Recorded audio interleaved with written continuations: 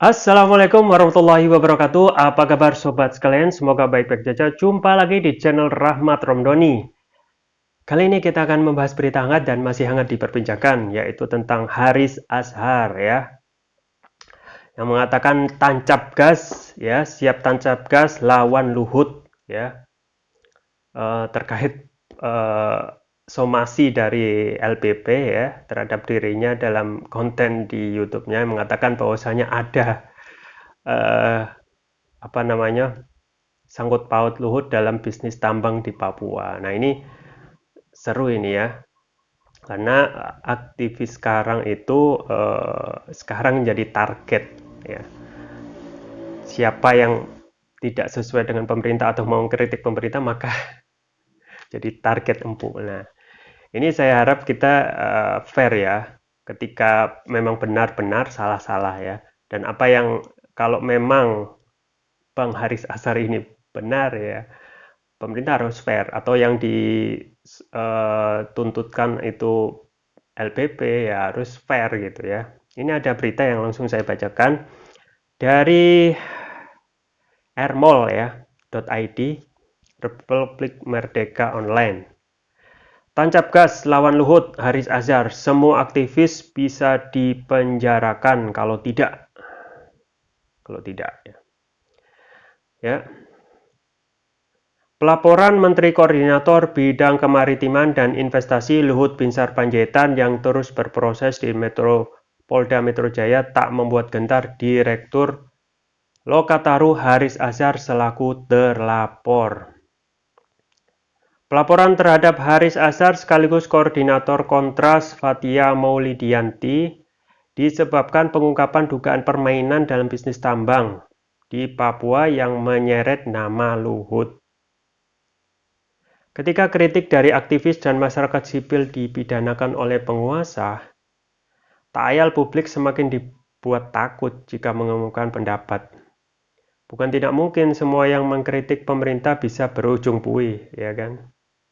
Semua pidana pindah ke penjara kalau para aktivis mengkritik, kata Haris Azhar saat berbincang dengan kantor berita politik rmol sesaat lalu di Jakarta Sabtu siang, ya, 27 November. Namun demikian, Haris Azhar sama sekali tidak gentar menghadapi Luhut hanya karena mengemukakan pendapatnya di negara demokrasi seperti Indonesia ini ya. Ia mengaku siap bertarung data dan argumen di persidangan nanti. Nah, ini seru ini. Ya, kita lihat saja nanti di persidangan seperti apa. Semoga apa yang disampaikan benar-benar sesuai data dan memang harus fair ya untuk LPP. Sementara Luhut bersikukuh memilih melanjutkan proses hukum kasus ini setelah beberapa kali gagal mediasi dengan Haris Azhar dan Fathia Maulidiyanti. Dengan begitu, penyidikan kasus dugaan pencemaran nama baik dirinya masih bergulir di Polda Metro Jaya. Singkatnya, saya siap kalau kebebasan berekspresi saya dipidanakan. Demikian Haris Azhar menutup.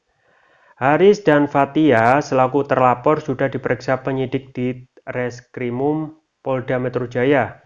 Haris dimintai keterangan pada Senin 22 November, sedangkan Fathia diperiksa pada Selasa 23 November lalu. Haris dan Fathia mengaku siap menghadapi Luhut. Keduanya mengaku memiliki sejumlah alat bukti yang cukup dan siap bertarung di persidangan nanti. Sengketa Luhut Binsar Panjaitan dengan Haris Azhar dan Fathia Maulidiyanti yang dipicu tudingan permainan dalam bisnis tambang di Papua ini bahkan dibawa sampai ke Persatuan Bangsa-Bangsa PBB. Special Procedure Mandate Holders SPMH United Nations Special Rapporteur atau pelapor khusus HAM PBB pada 20 Oktober 2021 mengirimkan surat komunikasi bersama Joint Communication kepada pemerintah Indonesia. Dalam suratnya, mereka meminta klarifikasi dari pemerintah Indonesia terhadap adanya dugaan judicial harassment, ya, kekerasan pengadilan terhadap Fathia Maulidiyanti dan Haris Azhar melalui penyampaian dua somasi oleh Menteri Koordinator Bidang Kemaritiman dan Investasi RI Luhut Binsar Panjaitan ya. Ini belum berakhir ya. Kalau memang kita ketahui ini sudah 3 kali pertemuan mediasi ya, 2 kali Pak Luhut itu tidak hadir, dan yang ketiga Haris dan Fathia yang tidak hadir. Jadi memang saya apresiasi dengan Kapolri sekarang ya, Pak Sigit itu yang lebih mementingkan untuk menyelesaikan secara pribadi atau mediasi ya, daripada saling tutut ya. Dan faktanya memang kalau kita ya, polisi semuanya memeriksa satu persatu ya kasus yang pencemaran nama baik ataupun yang menyangkut dalam hal medsos misalnya, itu bahkan jutaan gitu. Maka benar apa yang dikatakan oleh Haris Azhar, bisa orang ribuan masuk penjara ya. Itu akan menjadi beban sendiri bagi negara ya. Nah, memang sebenarnya tidaklah kita perlu seperti itu kan. Ketika tidak sesuai dengan apa yang dituduhkan, ya gampang. Tinggal sesuaikan, tinggal berikan hak jawab ya, hak jawab di media, tapi tetap harus sesuai dengan fakta ya, harus sesuai dengan fakta. Nah, ini tuh selesai gitu, as simple as that ya. Jadi kalau semuanya diurusi semuanya, habis waktunya polisi untuk menangani kasus perdata seperti ini itu ya.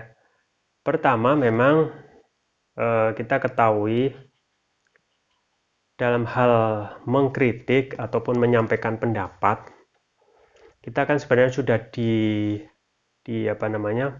dijamin dalam undang-undang kan, dalam undang-undang untuk menyampaikan pendapat baik dalam lisan dan tulisan ya kan. Kemudian dalam hal perspektif yang lain, apa yang disampaikan oleh mayoritas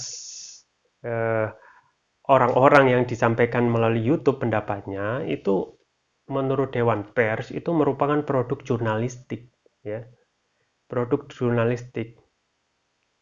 Apa cirinya produk jurnalistik itu? Kalau aktivitas itu, konten itu dilakukan secara reguler, terus-menerus, secara rutin ya.